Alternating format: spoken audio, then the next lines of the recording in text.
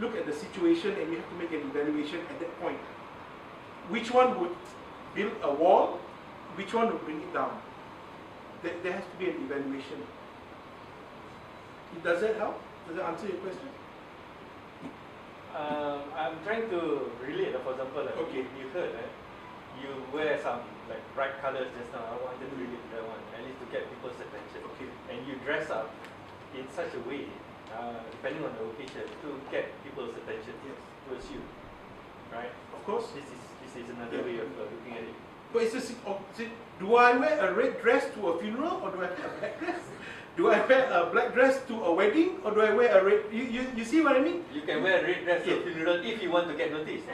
If you want to show that the person who died was like stupid, they should have chosen you and me now, that kind of stuff, But it serves a purpose. So do you want to blend or you trying to make a statement?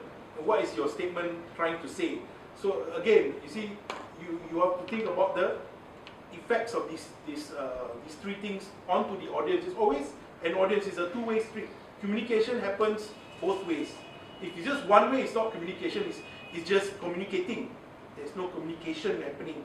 I'm telling you something, we're not discussing something. So that's the other important point that we have to remember. Sorry, so what was this that you wanted to show? This is, I read it somewhere with regards to the business communication writings. There are three approaches. They call it the pyramid approach. The first one is we start with the points, then followed by the explanation. The second with the logics and so on. Third one will be explanation like what you said, blah blah blah blah. Then only finally go for the points. Does this look like something to you all? Does this look familiar at all to anyone? What are these? Both type. No, the one. Which is inductive and which is deductive? It's the same. I mean, they just call it a different name, but it's the same thing. Only they just it said this is a graphical representation of inductive and deductive. That's all you need. So you see that you can change it in many ways, but concept remains the same. You see? Okay. So what I was talking about earlier, we look at framing. So when you understand the audience attitude and the word choice that you use, then what happens is your audience will focus on your message. If you use the wrong word and you don't understand your audience, the end result is they're not going to be listening to you. They'll tune out, or the worst outcome is they become very agitated and whatever that you're trying to say, forget it. It becomes even worse. They'll tell their friends, don't listen to these people, they don't know what they're talking about, blah, blah, blah. So it's kind of a worse situation, right? So, and you can see that in politics. You see what happens, they just use one word and you can see what happens.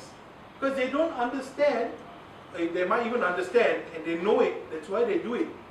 So, there's the other option is just out of ignorance, you don't understand something, you go in and you say something that offends your audience. So, it's always important to know who you're talking to, so that you don't offend them by saying the wrong word. So always choose your words to set your audience's expectations. And remember, different words can either empower someone, can relax somebody, can comfort them, can make them angry, you can alienate them just by using the wrong word, and always adjust. So when you talk from baby language to an adult, it changes from your colleague to your boss, from a stranger to a customer. The language and the words that you use must suit that person. You don't speak to everyone the same way, right? You treat everyone the same way with respect, but you have to use different words because that will then give that expression that I respect you. And for example, you see this especially clearly when if you want to hire someone, you use words like remuneration, benefits to attract the person to want to work with you. But if you're the opposite situation, if you want to get this guy to hire you, with the words that you use will be things that show your experience, to show your skills. You don't start talking about remuneration benefits, right? Immediately say this guy has blown up already talking about pay, right? Straight away, you don't want to talk to this guy anymore. You don't even want to consider them for the job, right? You alienate yourself. Even though, yes, it's important for me to talk about this, but you have to understand what happens when you talk about these things. So that's why I'm saying you must understand what your words will cause the listener to have a different impression of you. Then you get a wall. And then let's looking at communicating. We'll talk about verbal and some of the things we asked about non-verbal. So when you say something to someone, right? This part here, what happens in between, and when this person has an opinion of you, when it comes out of your mouth, it's what we call color. It's just like music. You have to note the speed, volume, stress, and inflection when you speak to somebody. For example, let's go to speed. I'm delighted to be here today. It's a really good chance for me to talk to you. I mean, you guys are like, oh my God. Immediately, I have no ethos already. I got no pathos. I've lost everything. So I said, so you got speed. So you change this on. I'm delighted to be here today. You speed it up. It shows, oh, you're happy. So you don't say like, so I'll use that for the next example. Maybe I should go back. Yeah, you can say like rate and pace and things like, when you say that you love someone, you don't say, I love you. Say like, yeah. I love you. Like, hanging, clinging on to them, almost imagining you holding on to their legs so they don't walk out of the door. So he said, I love you. Yeah, when the girl is out the door, it's okay, There's somebody else that probably say it better than you, So there again, you've got no ethos, no pathos, nothing. Volume. Sometimes you have to speak loud. I have to increase the volume of my speech because I need to ensure that the person at the back hears me. If not, what happens is if I speak like this, you might hear me, but he will tune out. I can't hear. He's not interested in talking to me. He doesn't want me to hear him, so I'll go on my phone, do something else. You immediately alienate. So you have to speak. But if I keep shouting like this all the time, not only I get burst, you'll be like, my God, this guy is so annoying, right? So you have to vary. But you must also remember that if you whisper something to someone, it sounds like a secret. Right? Say, hey, don't tell anybody. Don't tell anybody! Like, nobody will tell them. Say, don't tell. I can't say, boss, wait till I tell tomorrow. Immediately, you get ethos. Your words become very credible. All you did was you whispered. Suddenly what you say is like, oh, so important. It's like such a big secret. See, the volume can change the ethos of your word. So remember that, right? You love someone, you whisper to them. Oh, so loving, you whisper. That kind of stuff. You don't shout at them, I love you all! In the break, like one is ethos. There's different kind of stuff. What's ethos? The Casanova have got all these skills. You say that, you see, the mask reveals more than it hides. So, stress also another one. So you say that so many people are in debt today. There are a lot of people in debt today. Which one seems to be more pressing? So it's the first one. So you have to stress, especially like when you're on radio, so many people on that. So don't take all these loans. Like, so a lot of people are in debt. Don't take loans. It's like you go by, you don't feel something, you see. So that's very important. Stress.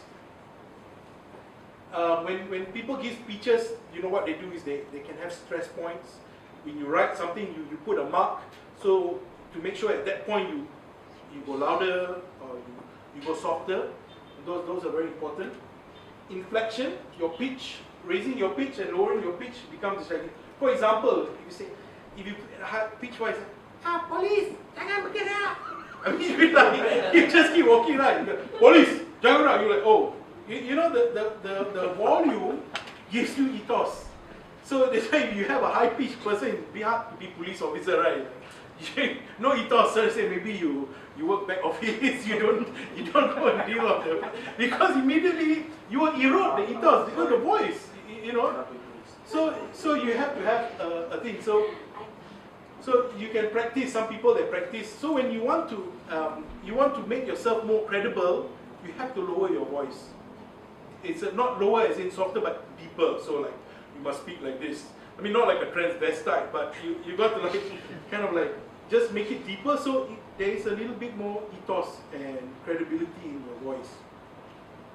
Now, we talk about something which is more fun here, body language.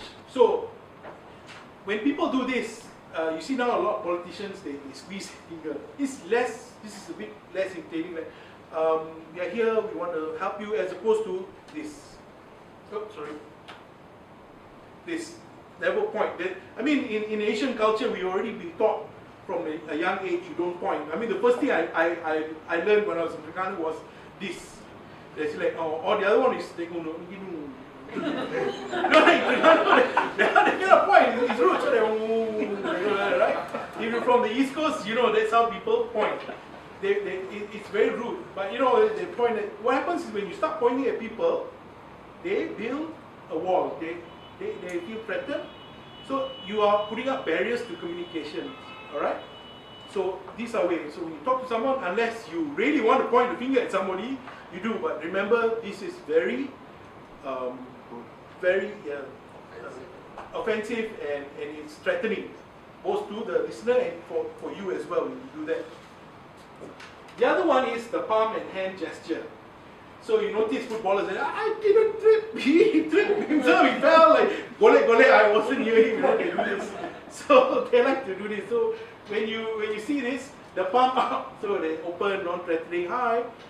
This down, what does this remind you of, right? It's like, so this is a very threatening, but you see this very well, they do it in football.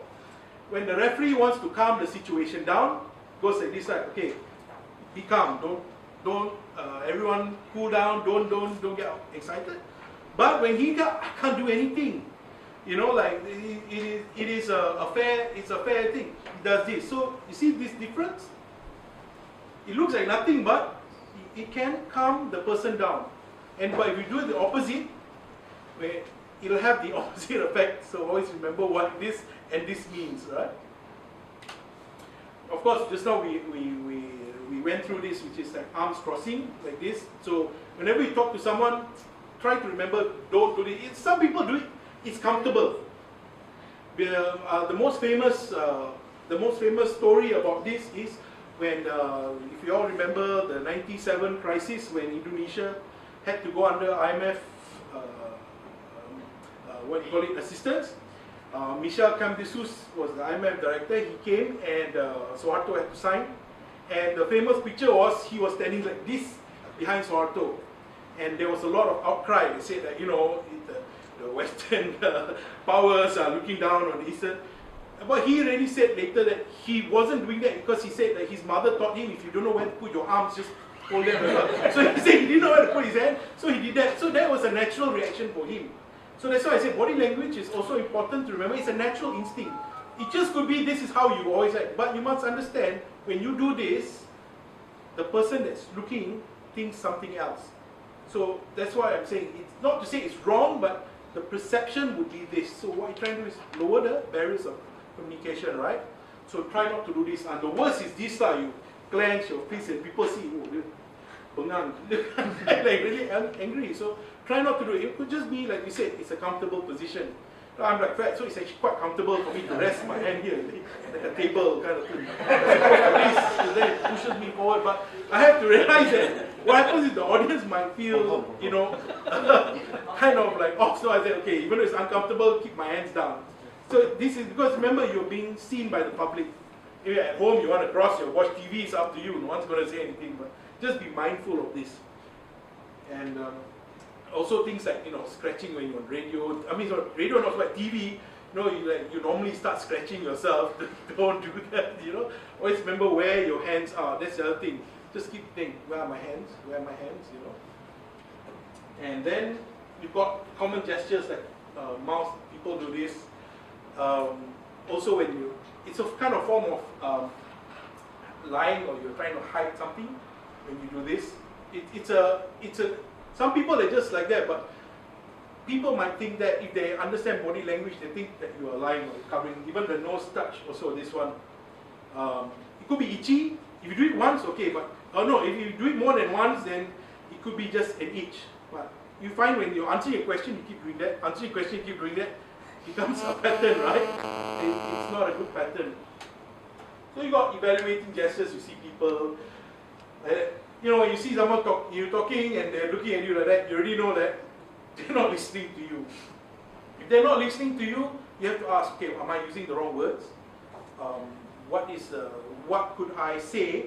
Then you engage and you ask them questions, you turn it around. I mean, the reason for you to know all this is so that when you're looking at the person that you're talking to, if they start doing all this, you need to evaluate and you need to ask yourself, what am I doing? What am I saying?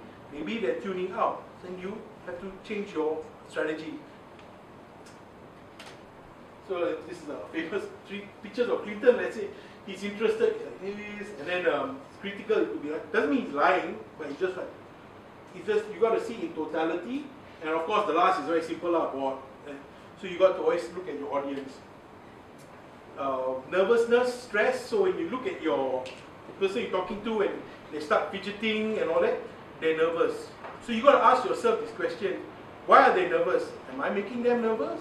Or are they nervous because they're trying to hide something? Or are they nervous because of the topic that we're talking about? So you need to think about what are the words that we talked about framing earlier.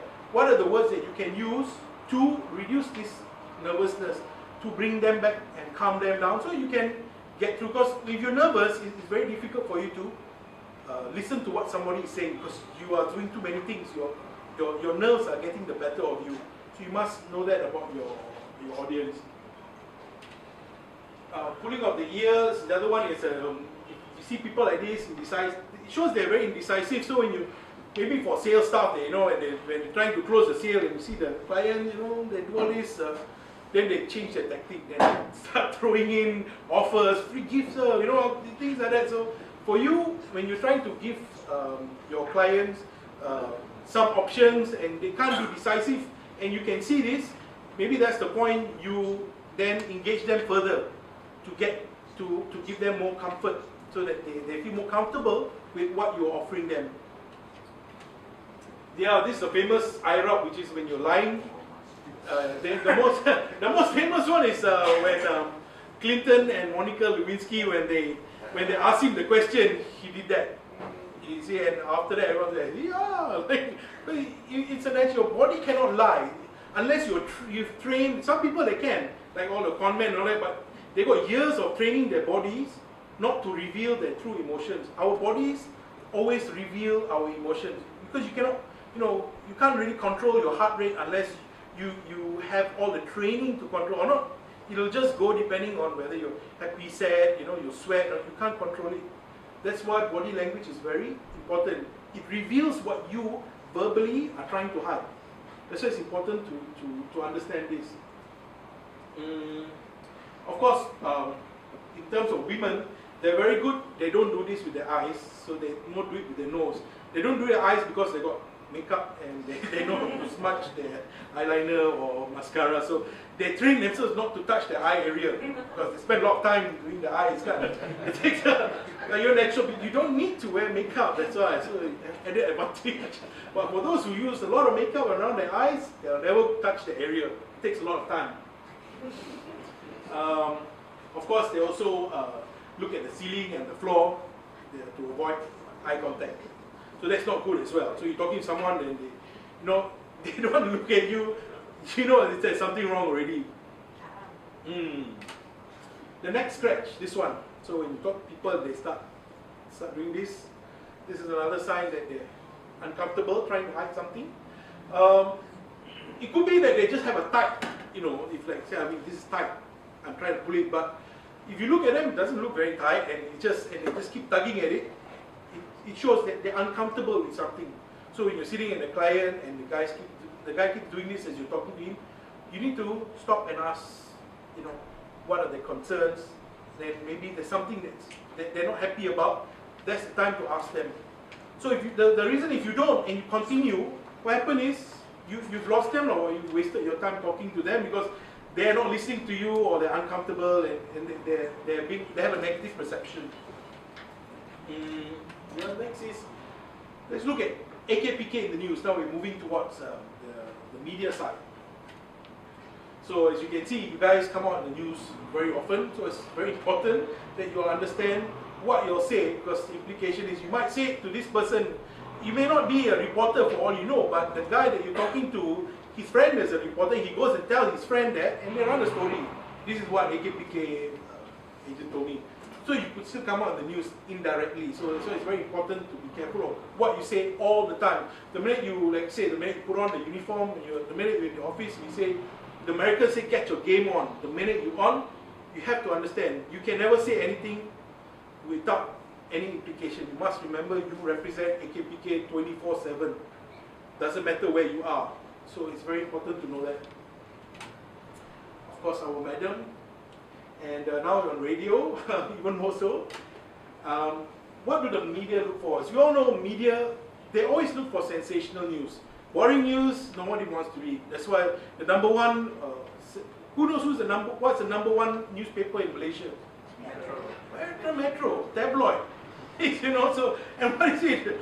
All the worst things you can imagine. That's the problem. People want it, and visual, soundbite. If you look at the Chinese papers, my God, the visuals for Chinese papers like the most dahsyat. It's like, you see the audience, they like visual. They want to see all these things.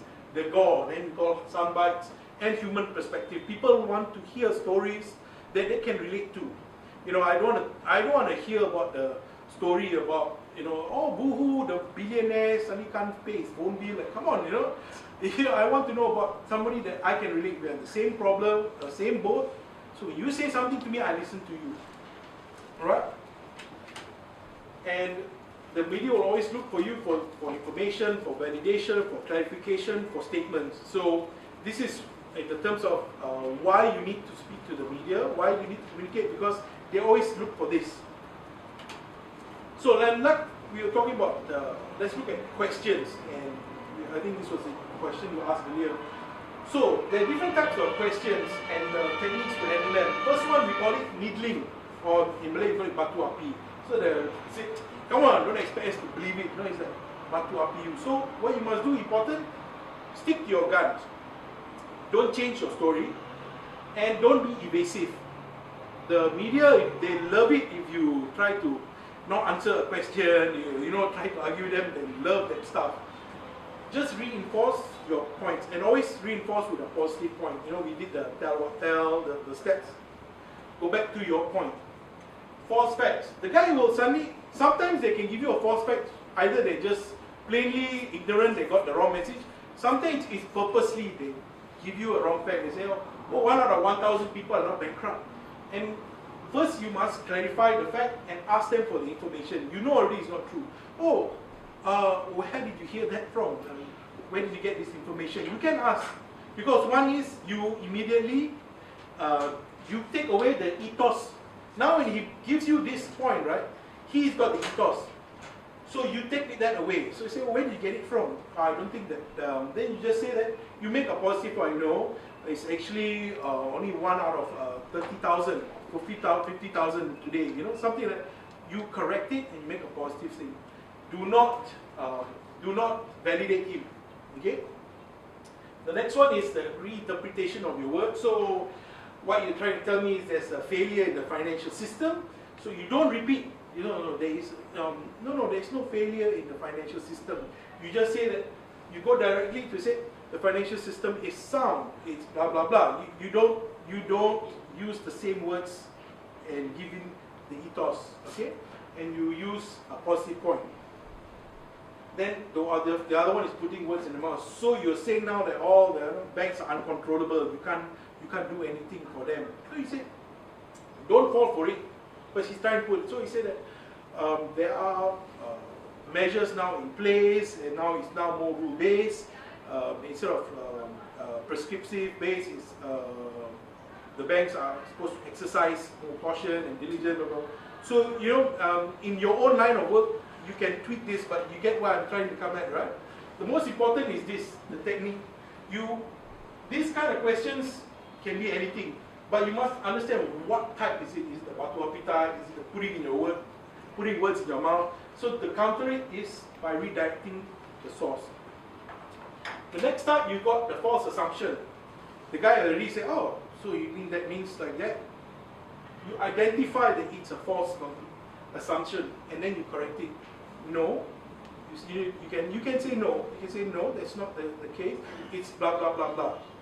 So you must, hit the nail on the head for this kind.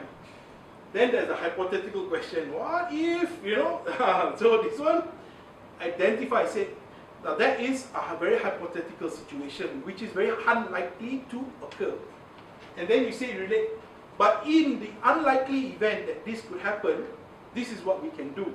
So you don't say that it might happen. You turn it around, okay? Then baiting, this one they like to use as well. So is this what you're trying to tell me is a failure for you to monitor the situation? He's trying to bait you, so you say, you don't repeat. Don't say, it's not, we didn't fail to monitor. You just say that, we have ensured that blah, blah, blah, blah. You have said no. You don't use the same words, because sometimes when they bait you, they want you to repeat that word. Like, for example, the words that they try to make central bank say, so are we in a recession? So you don't say there's no recession. You say, they just want you to say the word recession. It shouldn't be in your vocabulary, at that point. So you say, there has been a slowdown in growth. They'll say things like that. You see what I mean? They don't say recession. There have been quarter on quarter, 2 quarters of slowdown in growth. However, we look at it, will actually pick up in the next quarter. That's how they will say it. You see what I mean? And then the other one, of course, this one I put it earlier, putting words in your mouth. The other one is leading questions. They'll say, okay, given that the agency's history is not being able to help people, and it will be worse now that more and more people are in debt, and so you gotta identify. He's trying to lead you somewhere. He's trying to say that the situation is so bad that you have been ineffective. You must understand already where he's coming from. So you immediately ask, make a positive. You can even say, I'm not sure where you're going with that. I don't understand your line of questioning. And then you bridge what we call bridging. You bring it back. By saying that we have actually seen a reduced number in blah blah blah, and we have more programs now to help people from an early stage so that they can identify the problem and rectify it, you see? So sometimes you have to not let them, because like both of you lead, we end up off the beaten track. Don't follow him. Stop where you are, redirect. So you call redirect, move away from the place he's trying to take you. And then the multiple part question, what is the number, who are they, right? So you say, you have asked several questions, let me first answer this. So you choose. So for example, the question that you ask, you got young, old, this person, that person, they also ask you, you say, okay, we have got many questions here, let me first address this. You see, that's where we talk about prioritizing as well. And you should give the one that's the most priority the answer first. Because sometimes people say if you don't answer that, it's as though you are trying to run away. Oh, such an obvious question, why he doesn't answer it? You know what I mean? The mind people are going on, takut ke, that kind of stuff. So sometimes take it head on. The other one is forced choice question. So which is the most important, this or that? You don't have to buy. I mean, just because he asks you the question, you don't have to buy. You just can say, we are concerned with all aspects of it. You don't want to say one is more important than the other, because sometimes they want you to say which is the most important issue, because it shows which priority, especially this, you notice they always like to do it when it comes to racial issues. They play the races and stuff like that. Don't. So you never go on one. So you give a very general statement. We've seen that happen, especially even at Bangalore when they ask us this question, that question, and we know they're trying to make it a racial issue. Don't buy into it. Okay? So, there are some back again to the do's and don'ts. It's important. In Bangalore, what we do is it's a one voice. So the government is the only person who is the spokesperson. You always see only her name is always quoted because it's important to have one voice. If more than one people are saying something, it may not be the same, and then you might have a danger of conflicting messages. So the policy is always to have one voice. So you notice that the president says something, the vice president will say the same thing. You don't have everyone saying different things. Find out what they want and need, especially when you're dealing with the media, in terms of your audience. You need to know who you're talking about. And you need to get their trust. So as much as you can, do not fight, do not argue with the media because they last longer than you. They are around for longer. You can win the battle today, but you will lose the war. I can tell you that. There will be a day when you will be at their mercy. Now you need them. They may not help you. When they need you, you like, don't take the moral high ground. So always have a good relationship with them. And building trust is very important. If you say you're going to do something, do it. Don't think that it's not important. You will lose the trust. And always address from the audience viewpoint. That's your anchor. If you're not sure what you should say, you must always understand where your audience is coming from. So you can speak to them in the language that they will understand, that they can relate to. And then never go off the record, because there's no such thing as off the record. And don't evade reporters' questions. Don't argue with the reporter, as I mentioned earlier. And don't disregard. Because you watch on YouTube, they see how they fighting with the media, with the reporter. They love it. They'll show it over and over and over again, right? Don't put yourself in that situation. Now, like tips again when talking about interviews. So one is study your material. Don't assume I've done it. I don't need to study. The overconfidence may get you. Practice. Try to practice with your colleague. Pretend that that okay, I'm the reporter or I'm the client, the agent. Practice. Watch what you wear. Women, especially modest jewelry, don't like bling. You can see like, you saw like the arms, everything like even the reporters like come here, like looking at you with the lights, everything. You'll be like you don't want to be a rap star going for an interview. So very modest, and you want people to focus on you and not your clothing. So especially don't wear any revealing stuff. And for men, we notice if you're wearing a coat. Of course, if you're sitting down. Sometimes the best is you sit on this back part, right? You see that, then you sit. So what happens, this comes up. When you sit down, this pops up. So you notice that some people sit down, right? This thing comes up like that, right, at the back. If they don't notice it, it doesn't look good on camera. That's why you notice politicians now stand. They don't sit when they give speeches, interviews. They stand. Because when you stand, the suit falls on you nicely. That's why they stand. Of course, also standing gives you more ethos as opposed to sitting down. So those are some of the reasons. The camera is always on, so don't suddenly see like correct. You don't know because it's a normal thing. Like, on camera, hey, why you yesterday you came on the TV? Why we are correct? Because you don't know that you're on camera sometimes. Because the guy may not even be interviewing you. Might be talking to somebody next to you. Your turn hasn't come. But you're too relaxed, you start doing all kinds of things. Don't, okay? It'll be on film, I can tell you that. Of course, be yourself. Don't try to sound like somebody else. Because you nampak sangat like, office here, see different voice, all suddenly come on, So they start talking differently. Don't. You can lower your voice, make it deeper, but don't become like suddenly like fierce accent, suddenly come on and all that, and then you trip. This is where suddenly when panic question, you trip, and then you notice suddenly the language that so like, panic is you default to your normal way of talking, right? So suddenly you notice that, right? So be very careful. Be brief, get to the point, don't ramble on. That's why don't take the interview personally. Sometimes they're just doing their job. So you don't get upset with them for asking that question. Then they become very personal. Honesty is the best, because if you don't know the answer, just say, oh, I'm sorry, I don't have that fact on that data on me now, but I will come, maybe I'll come back to you and say, that's fine. Don't try to act clever, because you might say the wrong thing, and you look even worse when you say something wrong, And be specific when you can. Don't be general. Give very, very specific examples, and relax. The main thing is, again, no matter whether the interview is 30 seconds or 30 minutes, have 3 main points that you want to say. And this is where, when you have all those issues we talked about, questions, you go back to those messages. So when they try to batu up you, you go back to your message. Always repeat the message. So you see in some good interviews, no matter how thorough the question, you notice he goes back to his message. Many times he'll be repeating it. And then if you're mentioning your phone number, website, please say it slowly and say it twice.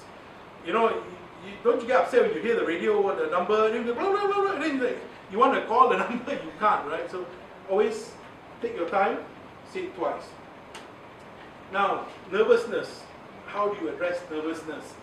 Some people, when they look at the microphone, it's scary, the camera, So, remember one thing, it's okay to feel nervous. Everybody feels nervous, everyone. I've met the most professional people who have gone on TV, they've given speeches, all that. They all feel nervous all the time. It's a natural body's reaction, so that you remain alert. So you can do something. You can chat with the reporter before the interview. That helps you build a bit of rapport. The other thing is, take deep breath. So when you're nervous, what happens is, when you're nervous, you have what they call upper thoracic breathing. This is a natural reaction, because when you are threatened, this is what you do. Your hand comes up. You need to defend yourself. What happens when your hand comes up, when your breathing becomes shallow? You notice the adrenaline pumps, because you need to defend. It's a natural body mechanism to survive. What you need to do is have diaphragmatic breathing. This is what calms you down, the deep breath. So it shouldn't go on top, it should come at the bottom. So that's why it's the most common thing. People say breathe, yeah, I'm breathing all the time, but you'll be surprised when you're in a panic situation, you'll notice you stop breathing properly. Your breathing is shallow. So take a deep breath. Whenever you panic, take a deep breath. Hold it as long as you can, let it go. You can take deep breath, you'll notice you'll be calmer. It's immediate, it is proven. The other thing you can do is you can press your finger. Some people they notice they hold a pen. Actually what they're doing is they're pressing on the pen. So all your attention, you focus it either in one place or the other one is in your toes. You can't see that I'm not squeezing my toes like nobody's business. You can't see. I'm nervous. You can't see it because unless you're using like ladies pakai open top, nampak sangat lah, your toes all curled up like that. Maybe for women you use a pen, you look like that. Kenapa kan?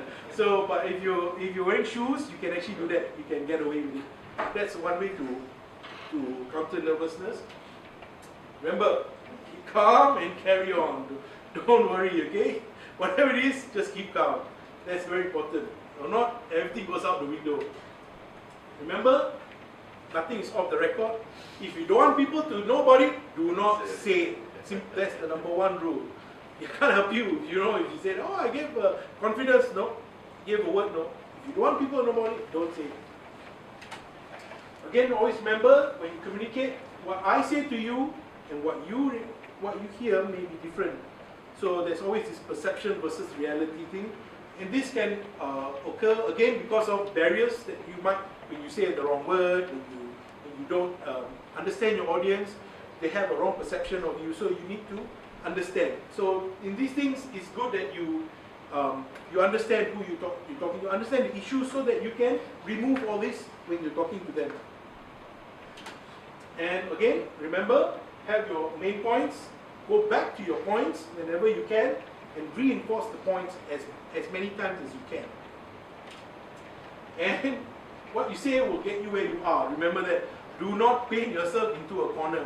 That's why I always be truthful, be honest, don't try to be something, because without realizing it, you've got yourself in a corner and you can't come out. You've done this to yourself, so don't do that. And always remind yourself to breathe in. Okay, trust the process, okay? Breathe, and the answer that, yes, you can get out of this, okay, you can give a good answer, you have to be positive. Don't fall for whatever that's happening with the other person, what they're trying to do to you. Maintain your calmness and carry on. So again, what are the key takeaways today? That you remember how to get your message across, how to influence, what are the things that influences a person's perception of you, how do you say something so that they don't tune out, how do you say something so that you get their attention, and take it away, team. That's all I can say, and thank you. Any questions?